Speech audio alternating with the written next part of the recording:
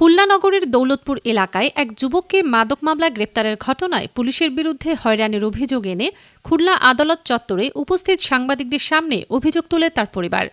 ভুক্তভোগী পরিবারের দাবি, স্থানীয় এক মাদক ব্যবসায়ীর প্ররোচনায় পুলিশ রুবেল খান নামে ওই যুবককে আটক করে মিথ্যা মামলায় আদালতে সোপর্দ করেছে।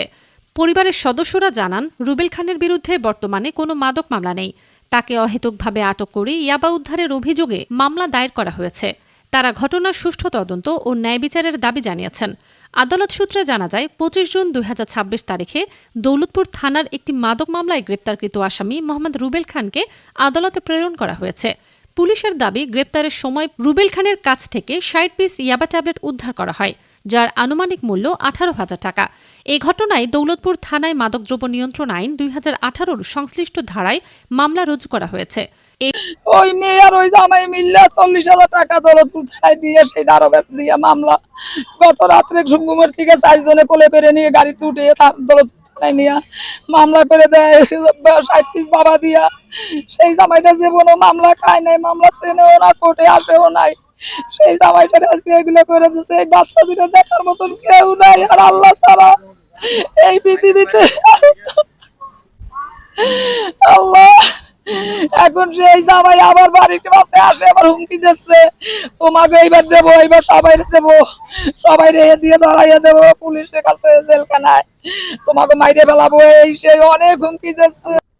তার নামে কোনো মামলা নাই, কিছু নেই। মাদক ব্যবসায়ী শাহিন বড় ব্যবসায়ী, সেই অর্ধ অঞ্চলে সেই ডিলারকে না ধরিয়া সে ডিলার থানায়, দৌলতপুর থানায় ৪০,০০০ টাকা দিয়া আরোগারে দিয়া এই আমার জামাই ভালো মানুষ শোয়ার থেকে ৪ জনে কোলে করে নিয়ে যাইয়া রাত ১২টার পরে তারে থানায় নিয়ে মারধর করে অত্যাচার করে তারে মামলা দিয়ে ৬০ পিস বাবা দিয়ে চালান করে। সে ৬০ লক্ষ টাকা দিয়ে একটা বাড়ি করছে। এই অল্প কিছুদিন হয় মাদকের টাকা দিয়া ১ লক্ষ টাকা দিয়া ৩ তালা। তারপরে তার ব্যাংকে টাকা আছে মনে করেন অগণিত টাকা। দৌলতপুর থানাধীন রেলিগঞ্জ থেকে কালকে রাত ১১টার সময় আমার বাসার পাশ থেকে একজনকে উঠে নিয়ে যাওয়া হয়। তার নাম হচ্ছে রুবেল। সে দীর্ঘদিন বাইরে ছিল, এখন সে সিএনজি চালায়। পারিবারিক কলহের কারণে শাহিন হাওলাদার, যে ইয়াবার ডিলার সম্পর্কে আপনারা জানবেন এলাকায় খোঁজ নিলে, তার মাধ্যমে ওই জায়গায় ইয়াবা বিক্রি হয়। সেই ইয়াবার টাকা দিয়ে এই পর্যন্ত সে ৬০ লাখ টাকা দিয়ে একটা বাড়ি করছে। রুবেলকে উঠিয়ে নিয়ে যাওয়ার পরে আমরা দৌলতপুর থানায় যাই। সেখানে যাওয়ার পর থানার লোকরা আমাদের সাথে অকথ্য ভাষায় গালিগালাজ করে এবং আমাদেরকে থানা থেকে বের করে দেয়। রুবেলের কাছে কোনো মাল পাওয়া যায়নি, কিন্তু রুবেলকে থানায় নিয়ে জোর করে শাহিন নিজের হাতে মাল দিয়েছে, কোনো বিচারের কাছে মাল দিয়ে তার ধরাই দেওয়া হয়েছে।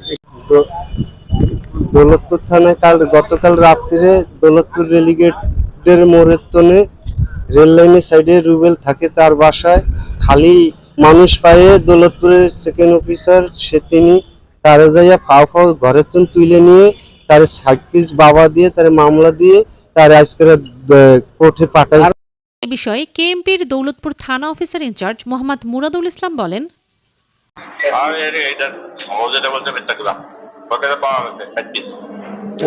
ওর নামে কি আগে পরে কোনো মামলা আছে থানায়? আগেও তো মামলা আছে, এটা রুবেলের নামে একটা মাদক মামলা ছিল না, একটা ছিল।